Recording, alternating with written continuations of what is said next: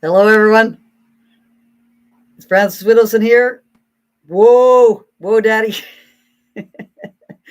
Yeah, okay, well, it's bound to happen.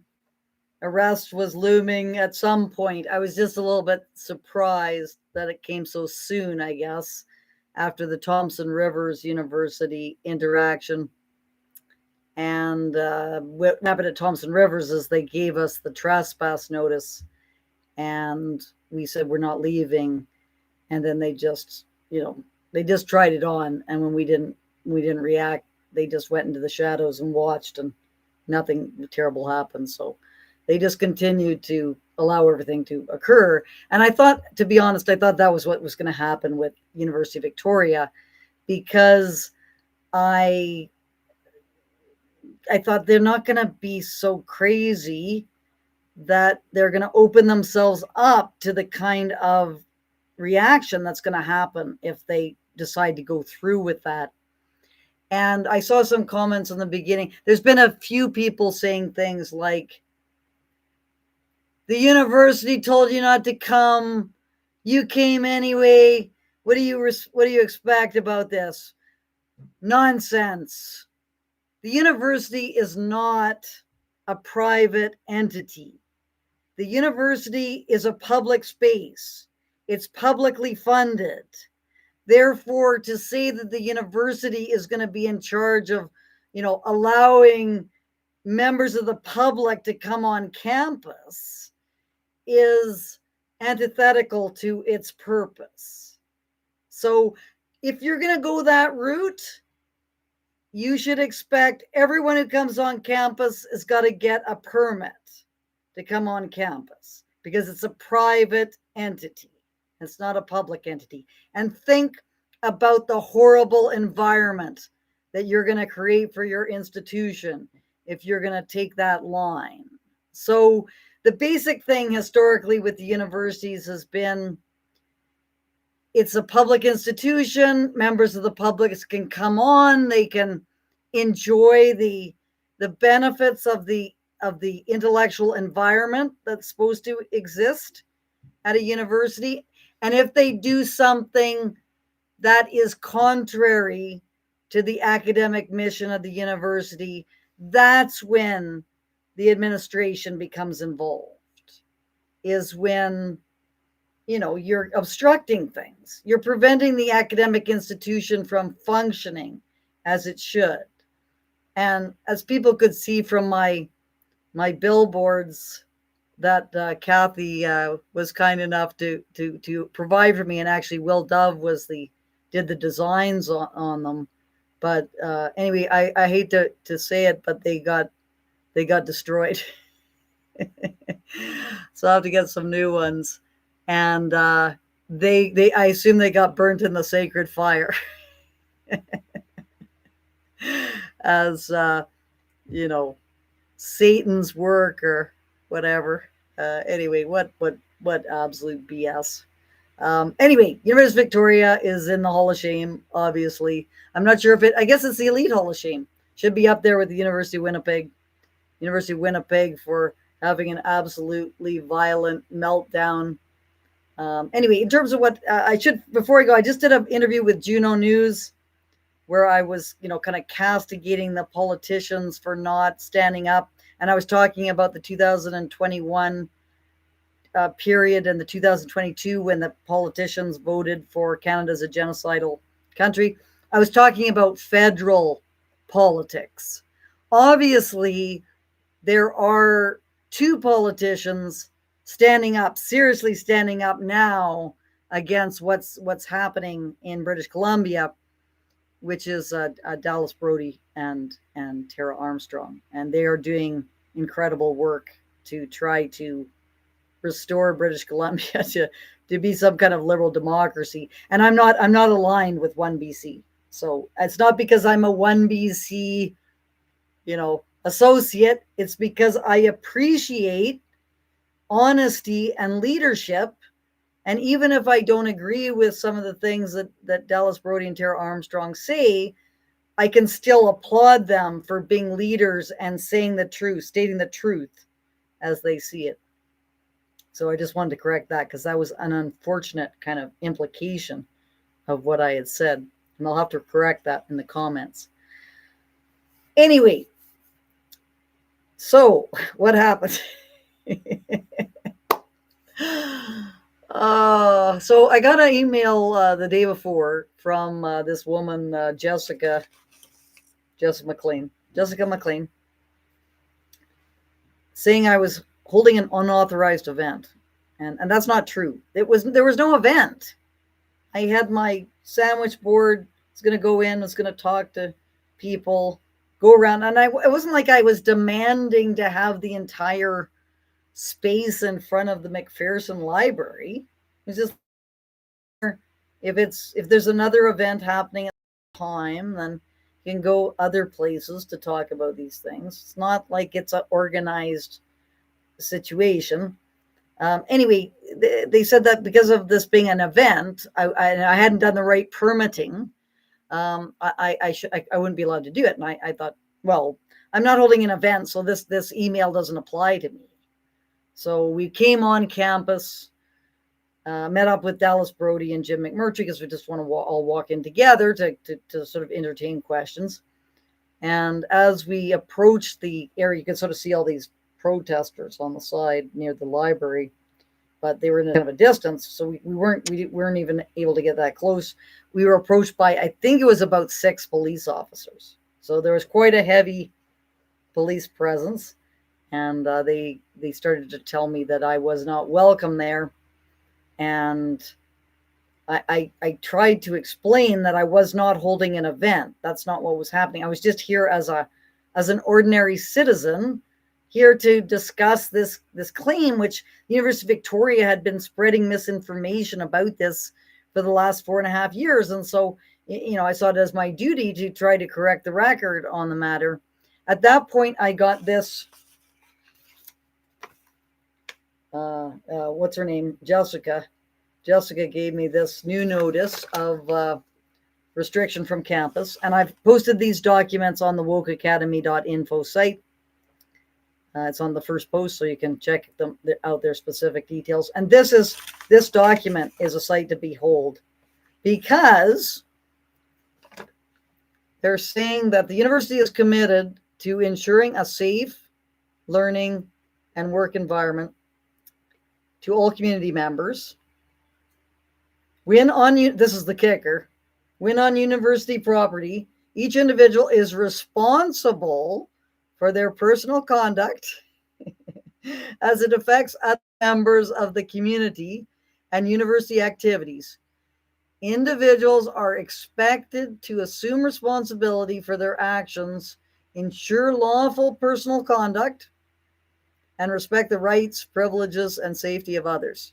So this is their expectations, University of Victoria. And as I'll talk about shortly, some people are expected to meet those kinds of requirements, others not so much. Anyway, so I wanted to kind of have a discussion and convince the police and Jessica that, no big deal. I'm here just to discuss. I'm not here to hold any kind of official event or anything like that, but they weren't having any of it. They were there to arrest me if I wasn't going to get off the property, and I wasn't going anywhere. And I thought when I said I'm not going anywhere, they would just back down. But, UVic has drunk the woke Kool-Aid, seriously drunk the woke Kool-Aid. So there's no way that they're going to allow that to happen. And besides, the people that were at that event were seriously unhinged, which I didn't know at the time. I just saw a bunch of people, thought it would be kind of like Thompson Rivers, which is fine. People have a tantrum. As Super Nanny says, you don't let the toddlers get away with their tantrums. So you just keep on carrying through on what you want to do. And then they get tired eventually. And then you can sort of have a discussion. Anyway, when I said I wasn't going, they arrested me. They told me that I was being directed to follow their orders. And I said, well, okay, fine, I'll do that. And so I followed them along to the cruiser. And I had my billboards, which I had to take off because I couldn't take them in the cruiser with me. And Jim McMurtry was standing there. And so I gave Jim my billboards and I headed off to the police station. And it was all about legal aid and I can get a lawyer. And so I had no idea what was going to happen. And we were taken into the, the cells area, like the interview room kind of stuff. And it was all very quiet. There's no roustabouts around. And they just said to me that I was going to be getting a ticket and so on. And anyway, so that was it. And so they gave me a ticket. This is on the wokeacademy.info site too. Not sure if you can see that.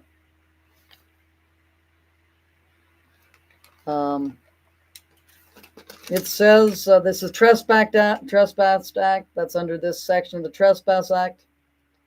And the description of the offense is failed to leave the premises. So, and then it's $115. That's the fine. And on the back, you can how to pay the ticket. So I could just pay the ticket. This ticket will never be paid. And I'm gonna contest it, right? So I've already talked to Glenn Blackett. So Glenn Blackett is the lawyer with the Justice Center for Constitutional Freedoms. He's fighting the Lethbridge case. He helped me with the University of Regina. He's helping me with the University of Winnipeg meltdown that happened. We're still waiting on stuff for that one. Anyway, so there's the ticket itself that's got to be challenged. And it can be challenged very easily, I think, on technical grounds that this wasn't an event. So it's under mistaken assumption of giving me this ticket. And yeah, I'm still crying. Yeah, you cry. Winnipeg, that's really rich. The worst cry bullies ever are in the city of Winnipeg. Grandma Shingoose, Bev Ketchum, what's her name? Louise Menno. Oh me, poor me. I'm roughing people up. I'm threatening them. Oh, I'm a victim. Piss off with your cry bullying. Anyway, we've had enough of this cry bullying. You are the worst gangsters, assaulters. Daniel Page doing nothing. The sweetest guy in the world wouldn't hurt a fly. He feared for his life. Cry about that, you stupid idiot. Anyway, getting a little feisty here. But I'm getting tired of this nonsense. I'm getting really, really tired of it because you're the ones who are assaulting people. So stop playing the victim card, oh, my great grandmother went to a residential school. And ever since that time, I can't take any responsibility for my actions because my great grandmother went to a residential school.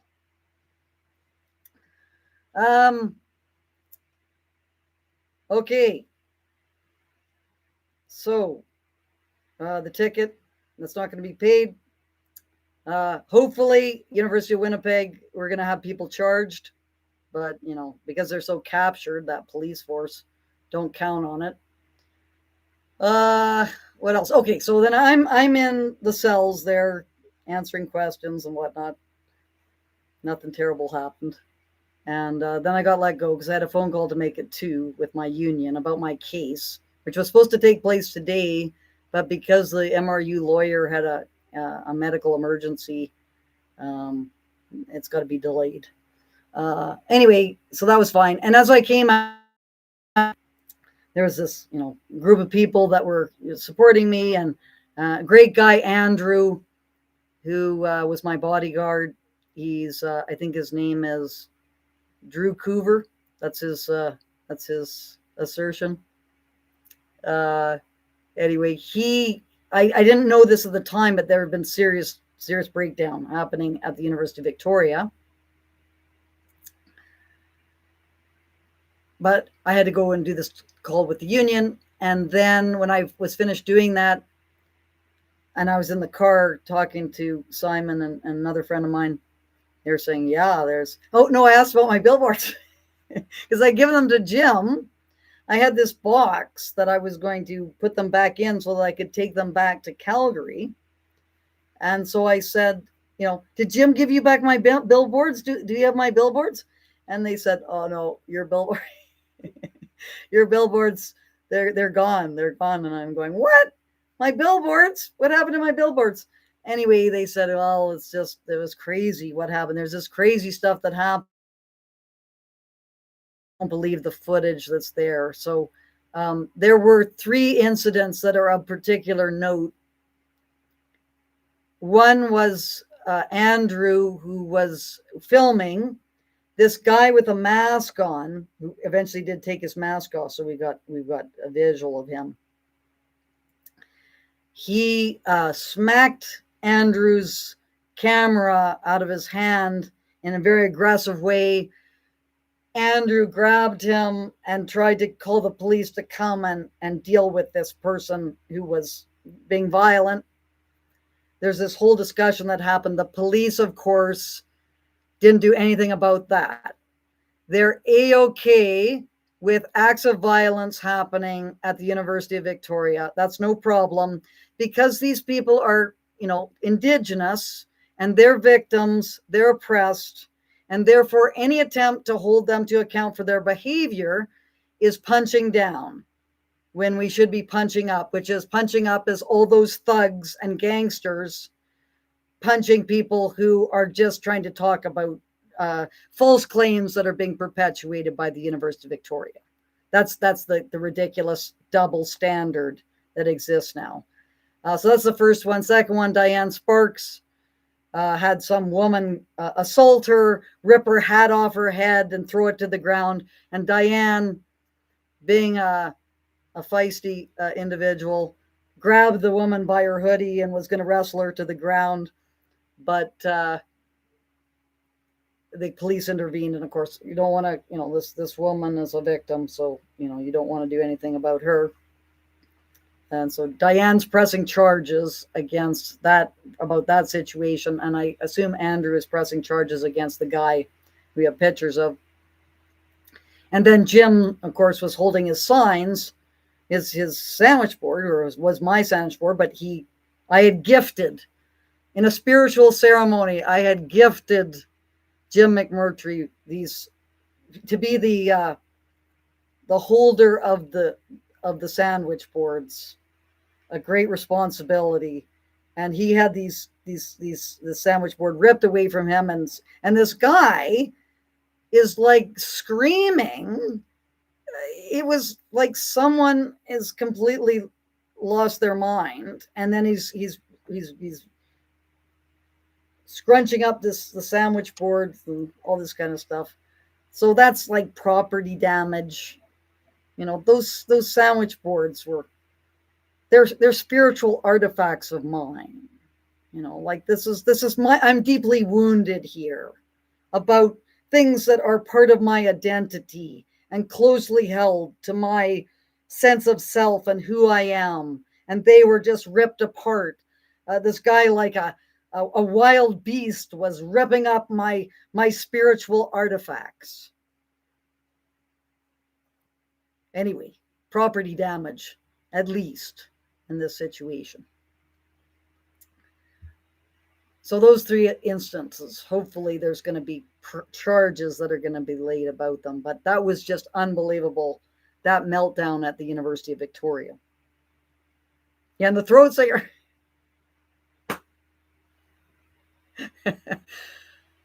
Yeah. Well, throat singing is a bit of an acquired taste at the best of times. There's only so much throat singing that you can listen to. Like, you're not going to have an album of throat singing. That's not going to be possible. But this throat singer in particular was particularly crazy. Let's just put it that way. Anyway, it's the amount of footage coming out of it's hard to keep track of. So I've been sort of watching as much as I can, and It's all got to be cataloged and responded to in various ways. It'll be great. It'll be great footage for the documentary that Simon Hergott and I are producing on the uncovering the grave error at Kamloops. This is kind of the we're getting to the climax of all the sequences.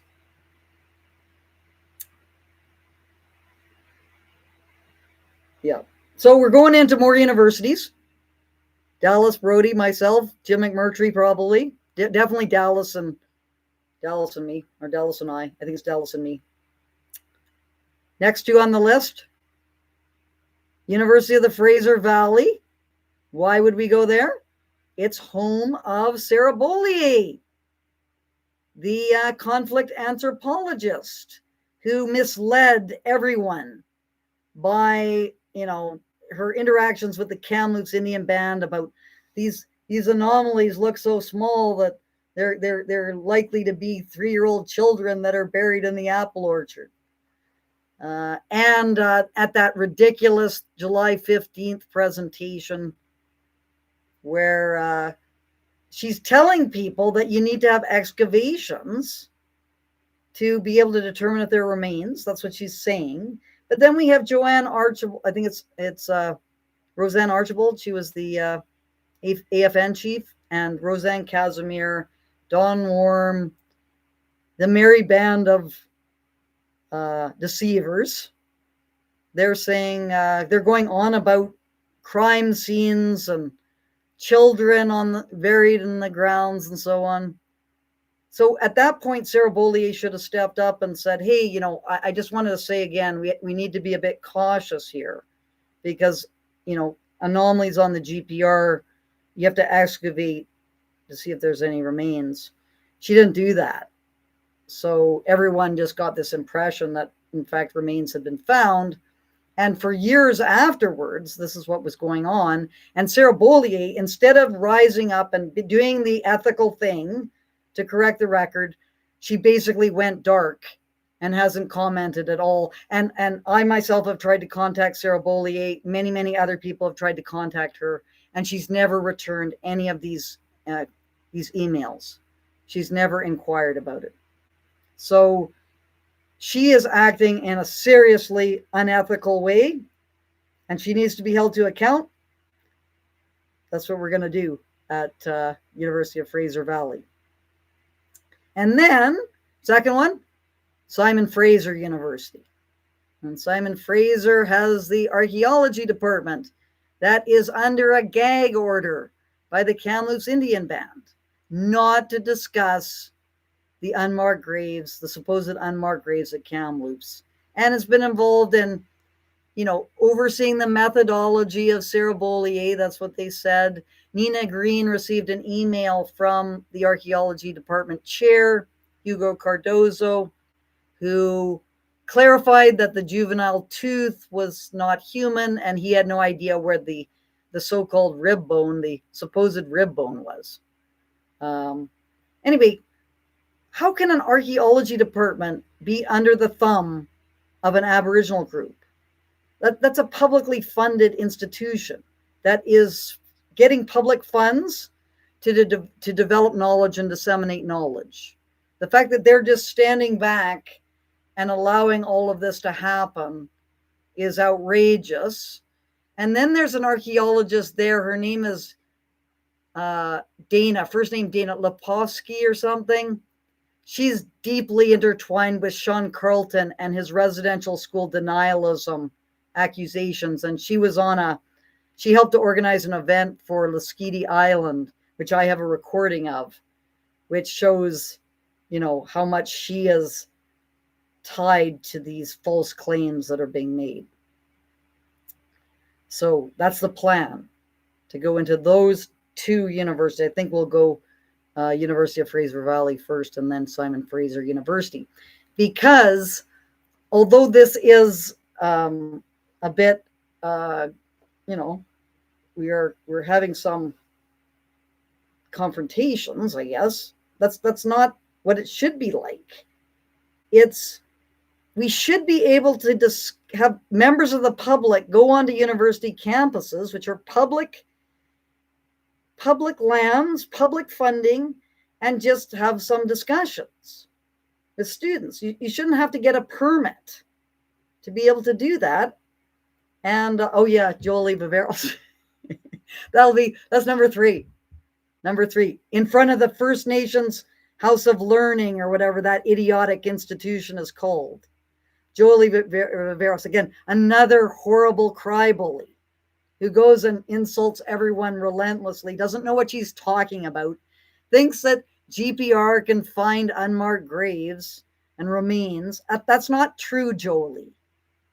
Talk to a geoscience expert and not one of your incompetent supposed archaeologists at the University of British Columbia.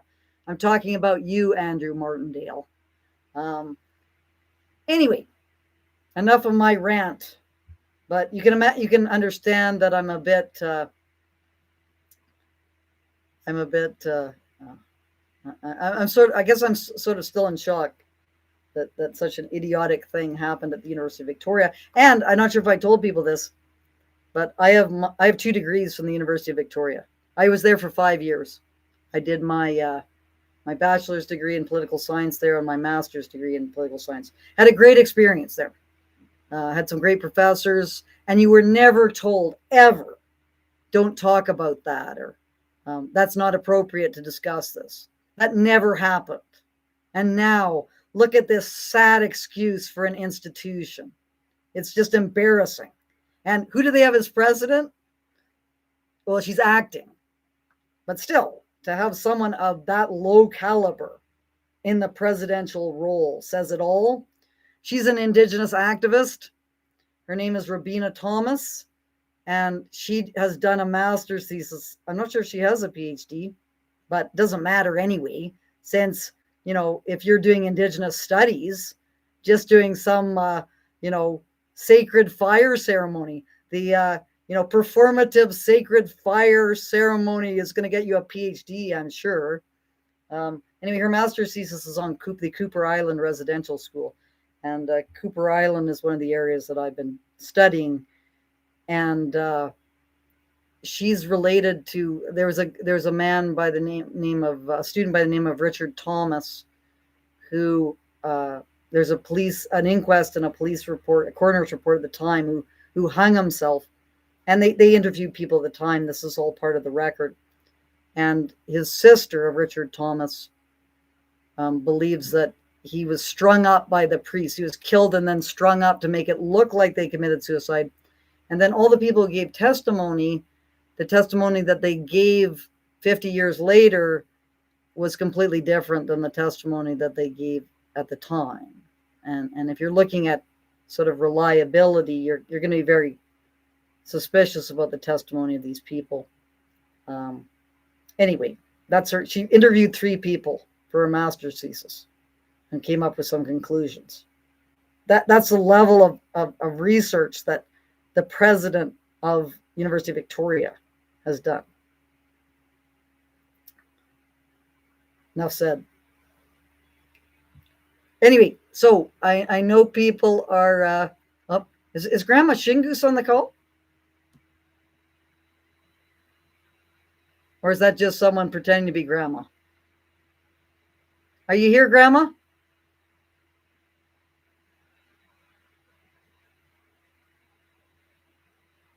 Are you here, Grandma?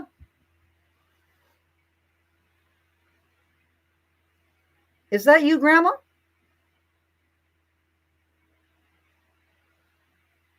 I'll see you in court, Grandma.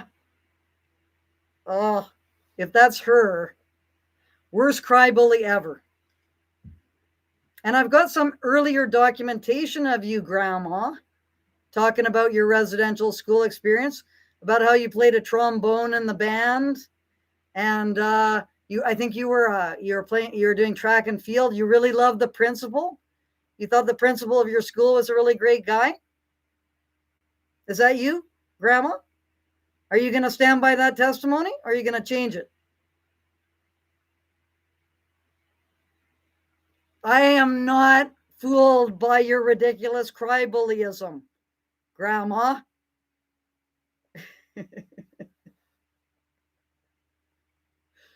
Oh man. Yeah, I'm not sure if she's there. It might have been someone just pretending to be grandma. And your wonderful daughter, Billy Joe, the one with the rattle, who is shaking this rattle in my face.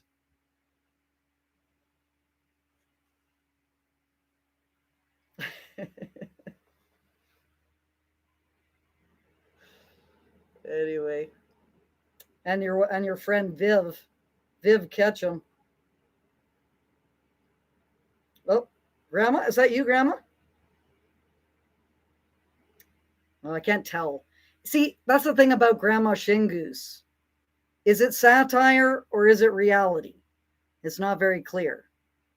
So you never know if it's a joke or it's serious. Love your TikTok videos, by the way. Oh, and Grandma. Oh, Grandma's here. Yeah, that wasn't how you were acting that day on September 26th when you're linking arms with your other 6 members of the what is it? The Circle of 7 Sacred Assailants, or the Sacred Circle of 7 Assailants.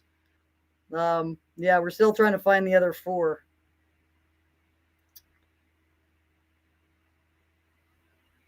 Wasn't very nice, Grandma. That wasn't a very nice thing to do.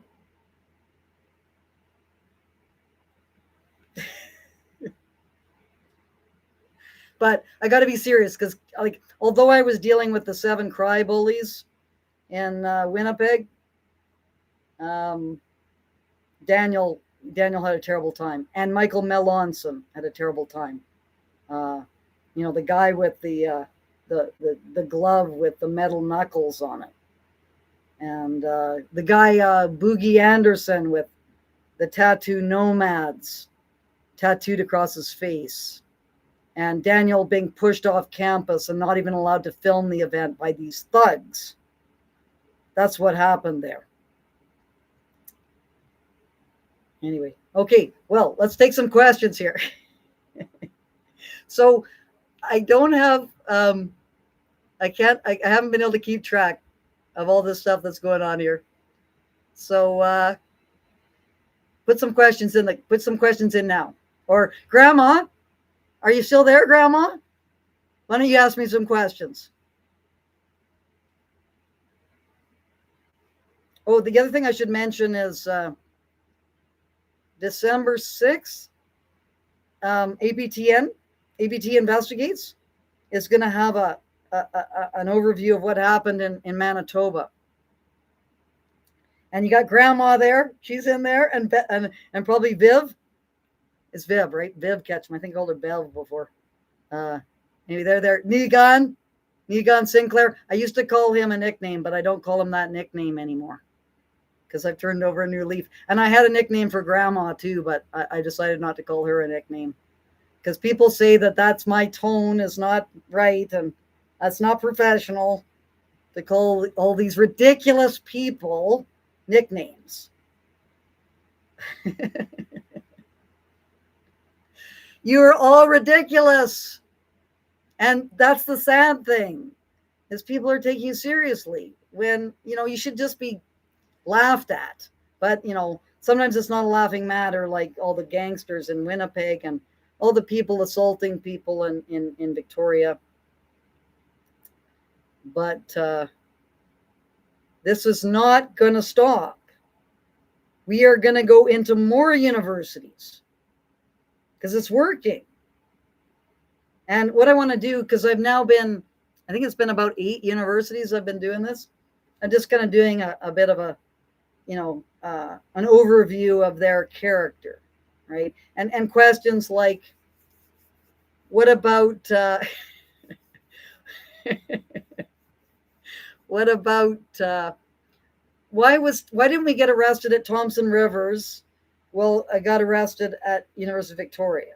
What was the difference that led to that happening? These kinds of empirical questions. Okay, let's see. You guys are going, there's too much here.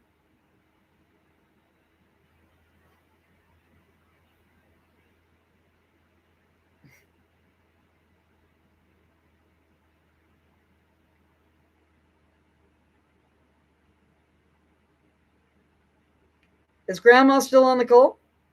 Oh, Grandma is. 215 plus children counts. What evidence do you have, Grandma, for the 215? Do you know? And I tried to talk to you about this in Winnipeg.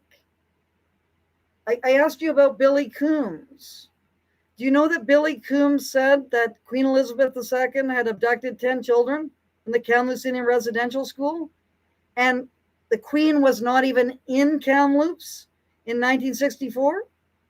Like, does that not lead you to rethink your position on believe all survivors? Because if we believe all survivors, we've got to believe Billy Coombs. And Billy Coombs has said something that is obviously false. So what about that? Have you heard about the work of Elizabeth Loftus, who says that, people believe all sorts of things that are not true because of this kind of the way memory works?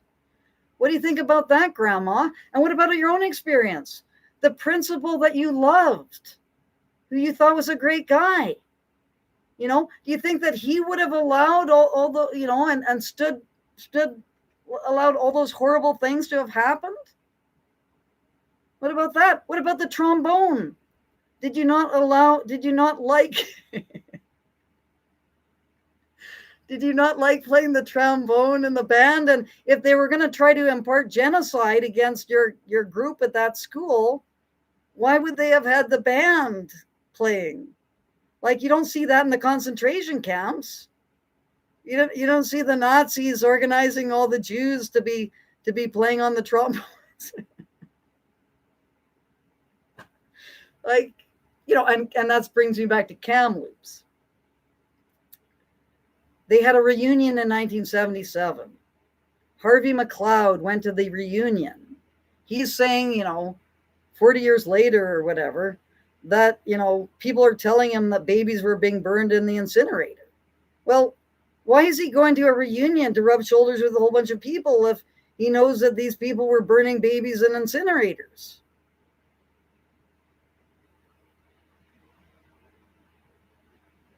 It is, Grandma. Wow. Grandma, you got guts. Just keep on going.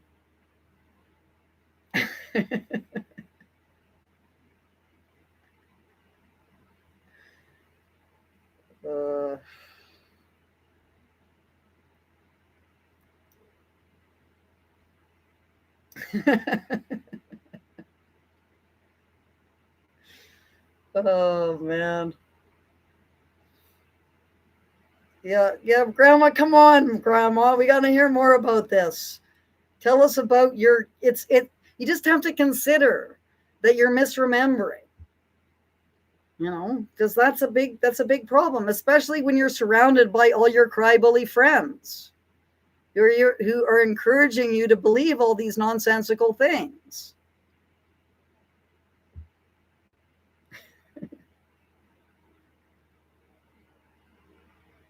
So anyway, in terms of the oral testimonies, they have to be corroborated, because we've seen time and time again all these highly implausible accounts that we never heard anything about before. And we had the police investigation in the 1990s there's another one that we talked about on the previous video, Charlene Bello, who we ran into at Thompson Rivers. She's another one like Grandma Shingoose, who keeps on reappearing in various contexts and then gets all her underwear in a twist, about you just saying, that's not really high quality evidence that you're putting forward. And then Grandma she was the one with the feather who was hitting me on the head with her feather and smudging me with all her sacred plants. Yeah. Enough.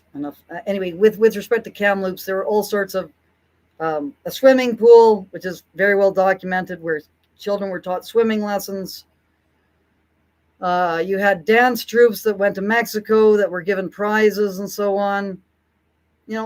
This is not the evidence of genocide. That's not evidence of genocide, right? Because if you're trying to wipe out people, Why would you be providing all these resources to do that? It just doesn't make any sense.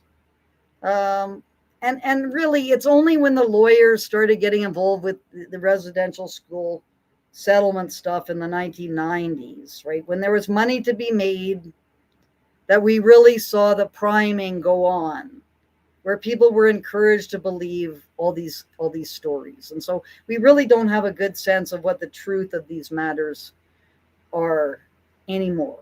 And we need to have serious critical analysis of what's gone on. But because of the totalitarianism that people like Grandma and Viv Ketchup, Louise Menno, Billy Joe Shingoose, Charlene Bello, all these crazy people at the University of Victoria. I think his name's Kerry Newman. They're moving for criminalization of these discussions. Okay.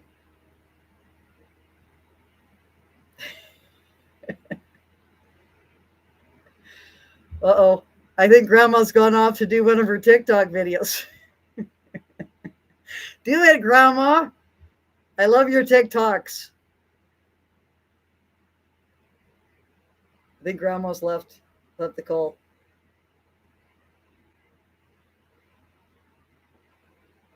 Yeah, no, Peter Boghossian. I still hope he's coming. He's supposed to be coming next year. And we can go into the University of Winnipeg and see Grandma. Grandma can participate in the Spectrum Street epistemology. That'd be great. Get Grandma, the sacred circle of 7 assailants. Get them on the mats.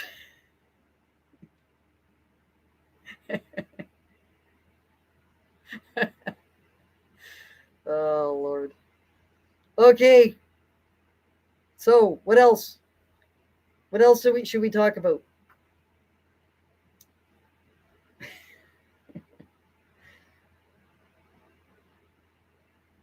Okay. Okay, guys. Well, it's been fun. It's been a lot of fun. I know I've been a little bit unhinged here. A little bit. I just can't. After going through that yesterday, I'm sort of a little bit. I'm in shock. I'm in shock. That's my excuse. No.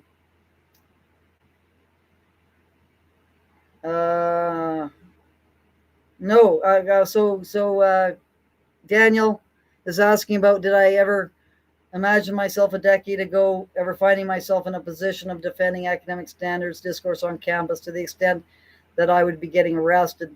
No, I didn't. I knew there was trouble. I was seeing problems. The first time I saw serious problems was in the November, December 2014.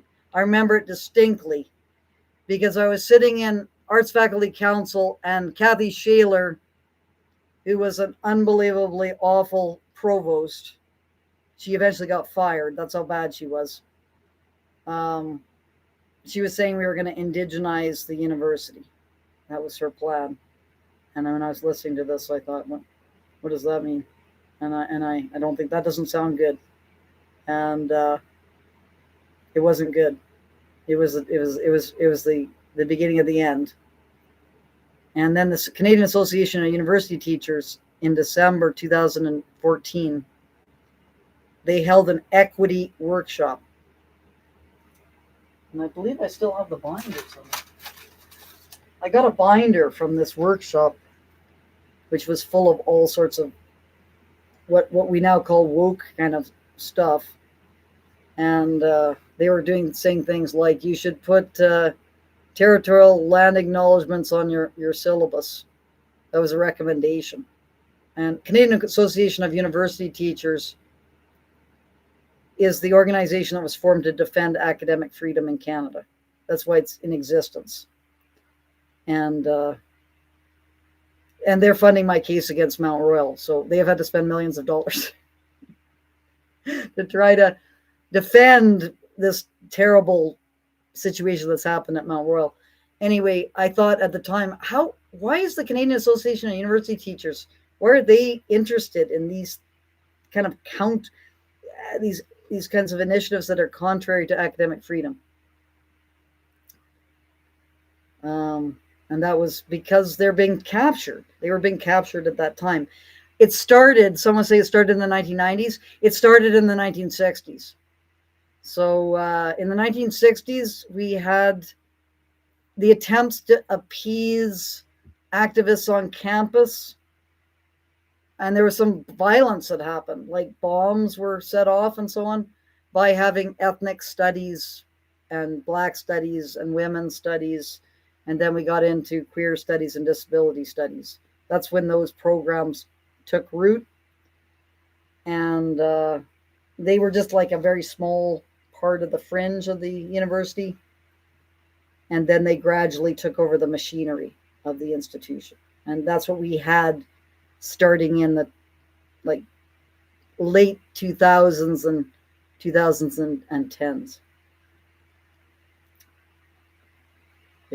Yeah, Making a Killing. That's a great documentary. People haven't seen it yet. It has a lot of information. And I was on a panel on December 1st, I guess it was. Yeah, so that was why I went to Victoria, was to be on that panel. And then Tim Thielman said to me, we should do an event. We should go to UVic, and we should. It's like, yeah, hell yeah. My alma mater. I'll go in there. It'll be all peace and love. They'll say Frances Widdowson has come back to her university that gave her her master's degree. She'll be welcomed with open arms. Anyway, maybe someday.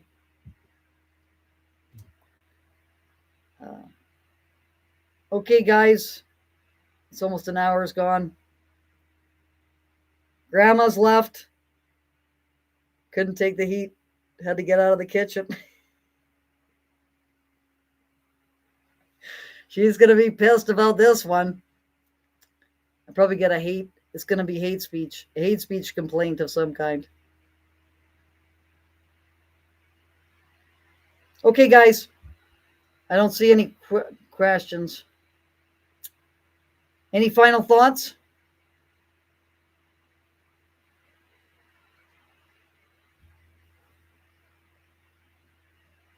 Yeah, I just UVic, just getting back to that. I should mention one thing, which was a sign of what was to come in 1992. A professor by the name of Summer Broadrup in the political science department started a committee called the Chile Climate Committee.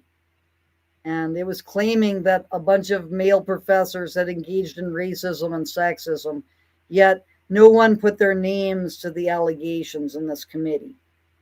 And so then all the male professors got really upset about this and said, we demand to know who our accusers are. And then, of course, that was more evidence of sexism and racism, that they were making that demand for, people to put their names behind their accusations. And there was this huge blow up that happened in 1992, but there's a successful fighting back against it, and Summer Broadrup left the university, and I've never seen anything from her since. I occasionally I'll do a word search of her name, and I don't know what happened to her. Anyway, so that was a bit of a warning sign that things were not. But because it was beaten back, it looked like it was just a little bit of a blip, but it was actually sort of the beginnings of new developments. Okay, well, so what's happening? Well, Simon and I are continuing to work on our documentary. We've got lots of new footage, thanks to the University of Victoria, the lunatics running the asylum at the University of Victoria. And then I'm going to hopefully go to some universities in January and February. University of Fraser Valley and Simon Fraser. And someone mentioned Jolie Viveros. And that kind of made me think, yeah, It'd be good to go to UBC. What is that organization called? The First Nations House of Learning? There's some kind of, do some street epistemology in front of the UBC First Nations House of Learning. Get Jolie to participate. GPR, about the GPR, because she's been spreading misinformation about GPR, saying that GPR finds remains. That's what happens. And her associate, Andrew Martindale, who is the archaeologist who did the GPR stuff at Cooper Island. And Cooper Island is like, as I said, Rabina Thomas, the president of UVic, that's her area of research. And then Andrew Martindale, there's an interesting anecdote that he provided about a person and this is CBC did a podcast on this. Duncan McHugh. Anyway, Monty Charlie, an elder who had died, had told Andrew Martindale that there's a child buried next to this apple stump. And Andrew Martindale said in this podcast that he hadn't been told how that girl had died.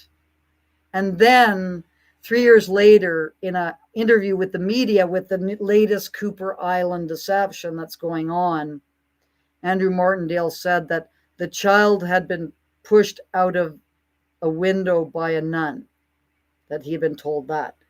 And so that's a big question as to how did that go in 3 years from Andrew Martindale not knowing what had happened to the child, because Monty Charlie was the source, and Monty Charlie was already dead, to Andrew Martindale now changing the story to a nun pushing out this child out of the building.